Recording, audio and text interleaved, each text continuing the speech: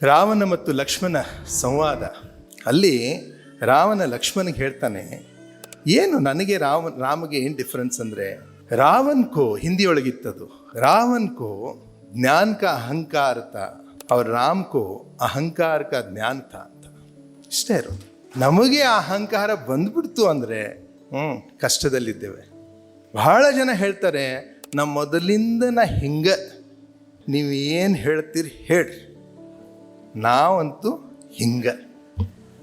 ಅದಕ್ಕೆ ನಾವು ಏನು ಹೇಳಕತ್ತೀವಿ, ನೀವು ಹಂಗೆ ಆದ್ರೆ ನಾವು ಹಿಂಗೆ, ಇದು ನಾ ಹಿಂಗೆ ನೀ ಹಂಗೆ ಅನ್ನೋದ್ರೊಳಗೆ ಜೀವನಾನ ಮುಗಿದು ಹೋಗ್ಬಿಡ್ತು.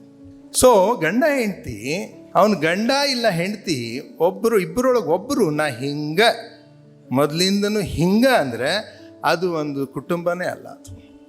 ಹಾಗೇನೆ ಒಬ್ಬ ಶಿಕ್ಷಕ ಯಾವಾಗ ಒಂದು ಕ್ಲಾಸ್ ರೂಮ್ಗೆ ಹೋಗ್ತಾನೆ, ನಾ ಹಿಂಗೆ ನೀವು ಹಂಗೆ ಅಂತ ಹೋದ ಅಂದರೆ ಹೋಯ್ತು.